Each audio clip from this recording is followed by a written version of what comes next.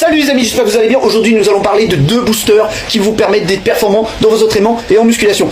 Mais bien évidemment, je te vois venir avec ton clavier. Petit disclaimer, voilà, comme ça vous êtes prévenus. Si t'as pas entre 8 et 9 heures de sommeil, tu manges pas des aliments bruts et non transformés, tu n'as pas une certaine régularité et constance dans tes entraînements et tu n'es pas discipliné tous les jours, ces deux boosters ne sont pas faits pour toi. Donc voilà, nous allons parler bien évidemment du café et de la pré-workout, de ces différences, des avantages et des inconvénients, des effets et de leur composition. Donc c'est parti les amis. Donc voilà, nous allons commencer par le café. Composition caféine naturelle, antioxydant et aucun sucre ou additif. Ok.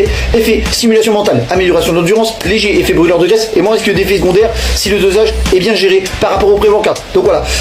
Avantage naturel, économique, accessible. Maintenant vous le voyez, le café ça se trouve partout dans n'importe quelle grande surface et dans n'importe quel magasin. Voilà. Moins de substances artificielles, ok, moins de tolérance à long terme comparé au pré-workout. Les inconvénients, c'est moins puissant qu'un pré-workout en termes de performance et d'entraînement, on va pas se mentir, et surtout qu'on peut avoir un crash vraiment au bout d'une heure, au bout d'une heure 30. Et là il y en a beaucoup qui vont être d'accord avec ça. Donc voilà, peut causer des troubles digestifs. Voilà, on va pas faire un dessin, mais voilà, tu vas avoir beaucoup mal au ventre, hein, voilà. Et tu risques même d'aller au trône, voilà.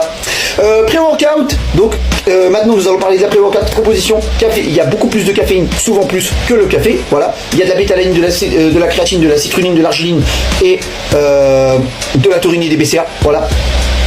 Les effets du pré-workout boost rapidement l'énergie dans tes efforts, ok, amélioration de la congestion musculaire et du pump, retard de la fatigue musculaire, et améliore aussi la motivation et ton focus dans ton entraînement. Voilà, ça te met directement dans le bain et tu es directement prêt à tout détruire. Voilà.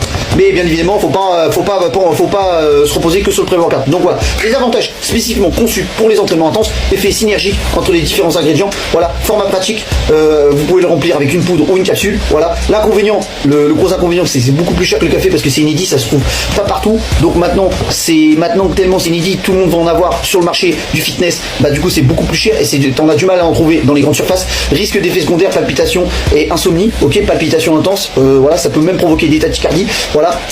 Habituation trop rapide, tolérance à la caféine trop rapide par rapport au café et certains produits transparents sur le dosage. Donc voilà.